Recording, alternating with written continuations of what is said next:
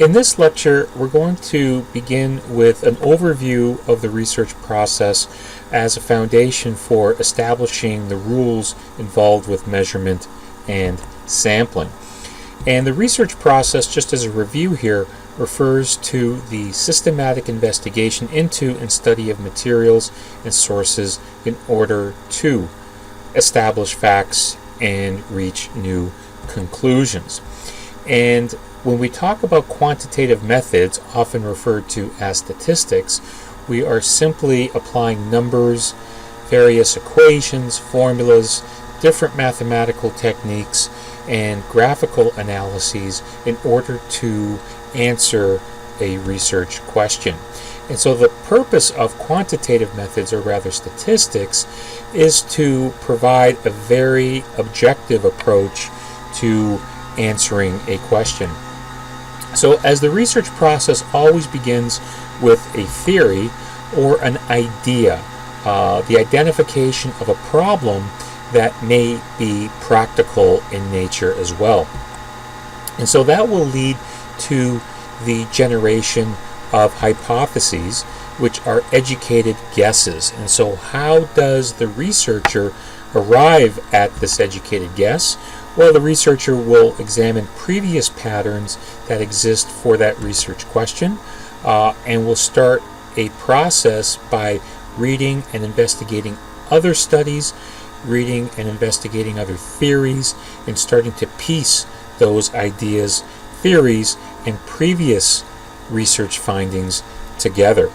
And once the researcher has established a set of methods, then observations can be made. The term collecting data refers generally to the process of gathering information from primary research participants. And from those observations, empirical generalizations are arrived at. And so the observations that were generated in the previous step are now interpreted, and the link between the observations and those generalizations reside within these quantitative methods, or these statistical approaches that we will start to address in this unit. A different flowchart here to illustrate essentially the same process. Once again, it always starts with the research question that will be coupled with that educated guess, or that hypothesis of the researchers. The research design refers to a very systematic approach of identifying clear steps in which the information is going to be gathered and analyzed that is tied to the research question. The findings and answers, as the research design refers to an overall strategy of answering the question. Statistical approach, or just simply referred to as statistics, represent the tools that will be used to analyze the collected information. And the final and very important step of the research process is effective dissemination. And that refers to the publication of research findings in scientific journals, in professional reports, scientific reports, and at conferences through presentation or through published abstracts. What we will focus on in this unit to begin with is the research design aspect. And so to identify the research design, the design must be based on the research question, or the goals of the investigators. And the three general areas here that can be used to describe the different designs available include non-experimental or correlational predictive types of designs, quasi-experimental, and at the highest level are experimental designs, the highest level indicating the closest relationship to cause and effect that can be established. The non-experimental design is the furthest away we can establish cause and effect with these types of designs.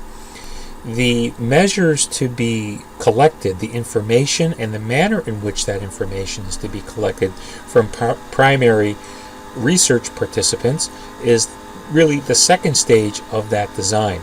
And so keys to designing an effective measurement include an understanding of the fact that every research tool will have what's called measurement error that will be discussed a little bit later. And so in order to minimize measurement error, the research tools that are selected must be both reliable and valid.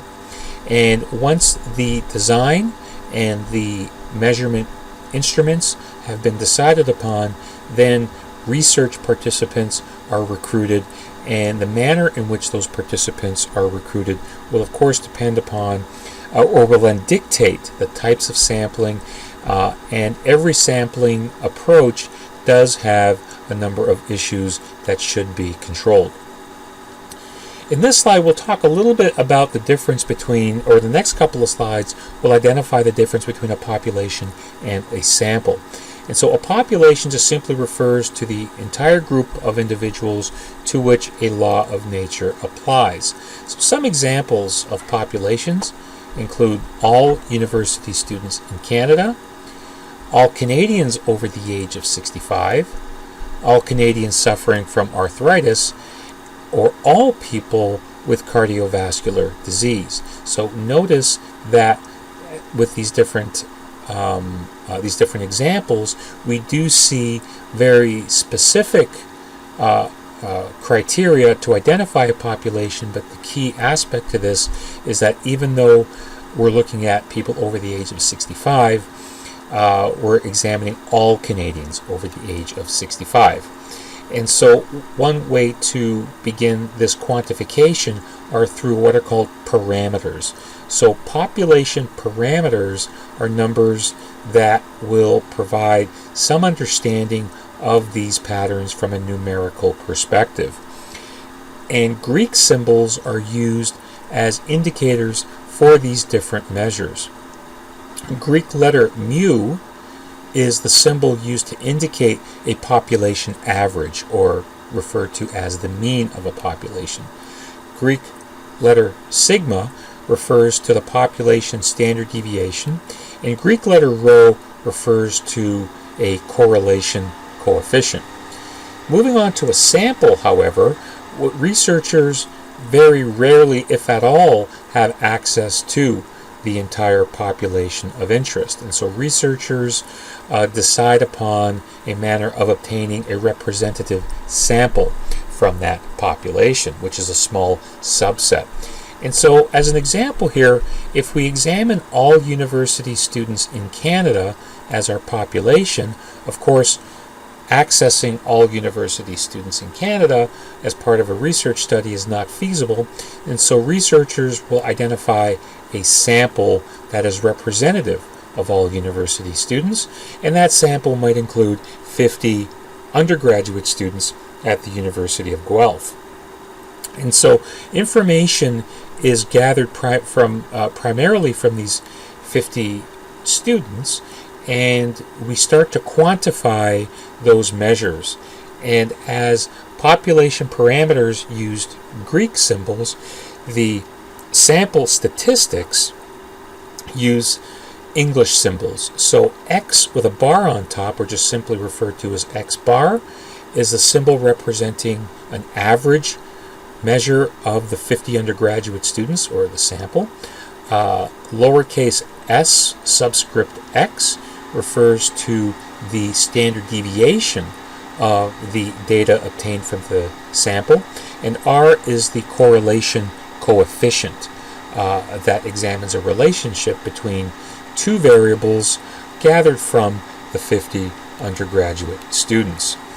And so if we take a look at our random sample, in theory, the sample from the population should be obtained in a random manner. And by strict definition, a random sample refers to the fact that the individuals making up the sample are randomly selected from the population, and each individual has an equal chance of selection.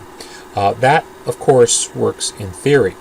In practical research applications, that theory poses some problems. Selecting a sample randomly of human participants may not always produce a representative sample, particularly when the sample size is small. And so in reality, it's difficult to randomly select people to a study because a very important element to this is the fact that human research participants must volunteer to participate in a study. So this ends the first part of our Unit 4 lecture.